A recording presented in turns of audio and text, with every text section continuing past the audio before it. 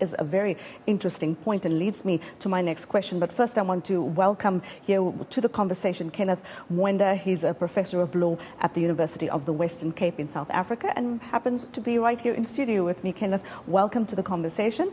Thank you so much, Heidi. And on Skype, we have with us Prof. Mwenda, a professor of African Studies at Howard University.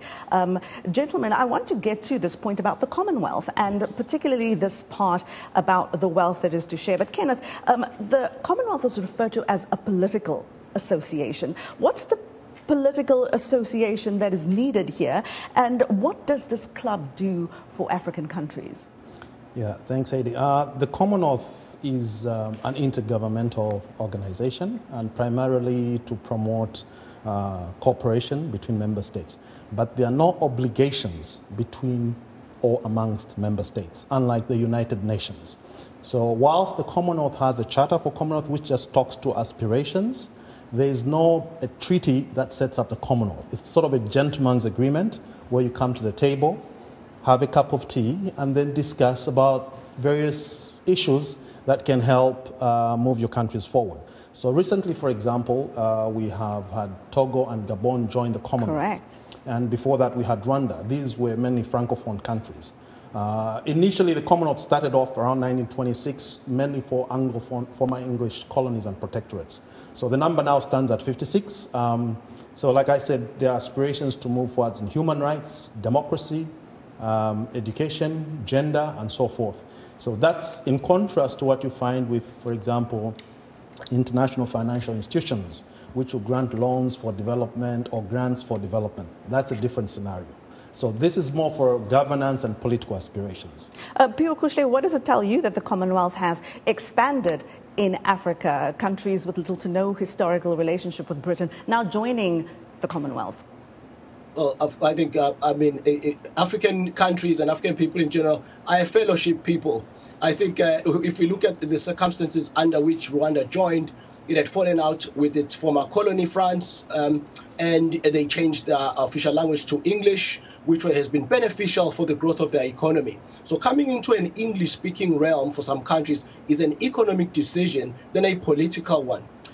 In the case of the other two, it helps to join a body that is the largest number of African nations. So some of these are actually local political decisions, and some of them also as to extract certain, let's just say, concessions if they're undergoing negotiations with France Afrique, or in other words, other French-connected bodies. Gentlemen, I've got very little time, so I'll give about a minute or so to each of you on this. What is the single most important thing that King Charles III can now do to strengthen or improve relations with African countries? What can he do differently? I think Charles III is filling in, first of all, big shoes.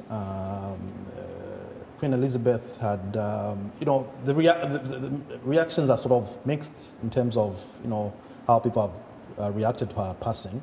The good sides and, of course, the criticisms. But I think Charles has to define his own leadership signature. Queen Elizabeth, for example, despite the sort of dark history of the British Empire, contributed somewhat to the liberation of Southern Africa, using soft power in the background, very diplomatically.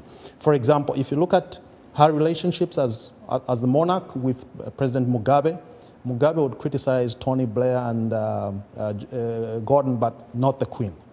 They each had mutual respect for one another. So Mugabe was able to distinguish between the monarch and the government, as certain decisions of the government are not necessarily reflective of the Queen or the King himself. So Charles has to pick up from there. Oh, we remember Robert Mugabe, Tony Blair. We'll never forget that. Prof, what's your take? My take is the times are different. The United Kingdom is no longer the power it used to be.